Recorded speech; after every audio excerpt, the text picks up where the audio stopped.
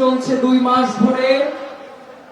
প্রতি ঘন্টায় সংসদে জনগণের টাকা ব্যয় হচ্ছে 1,63,00,000 টাকা। জনগণের টাকায় সংসদে বসে আজাইর আলাপ করা হচ্ছে, কিন্তু জনগণের যেই গণভোটের রায় সেটাকে মানা হচ্ছে না। প্রিয় ভাইয়েরা, আজকে অনেকেই মনে করেন আপনারা মহাজন হয়েছেন।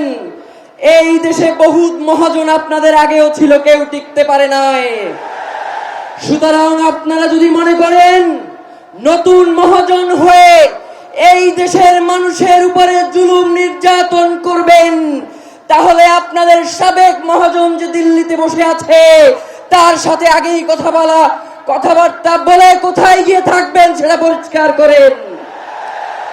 মাননীয় প্রধানমন্ত্রী, আপনার পিতা শহীদ রাষ্ট্রপতি জিয়াউর রহমান, তিনি সর্বপ্রথম এই বাংলাদেশে গণভোট কায়েম করেছিলেন।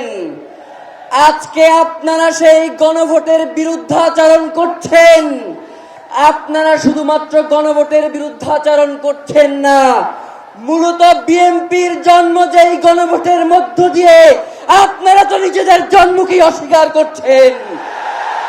প্রিয় ভাইয়েরা, দেশনেত্রী বেগম খালেদা জিয়া তিনি যেই সংবিধানকে ছুঁড়ে ফেলবার জন্য বারংবার তার বক্তব্যে, তার কথায়, তার দাবিতে তুলে ধরেছেন, আজকে আমরা দেখতে পাই সেই সংবিধানকে চাটতে চাটতে তার দল বিএনপি ক্ষয় করে ফেলছে।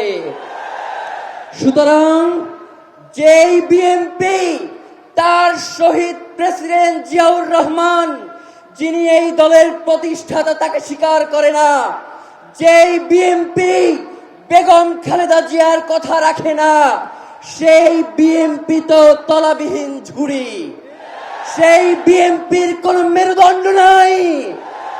যদি সেই বিএনপি বাংলাদেশে অরাজক পরিস্থিতি তৈরি করতে চায়, তাহলে আপনাদেরকেও আমরা বলে দেই, আমরা নতুন করে এমন রাজনীতি শুরু করব যেই রাজনীতি হবে আপনাদের দলের প্রধান জিয়াউর রহমান এবং বেগম খালেদা জিয়ার রাজনীতি।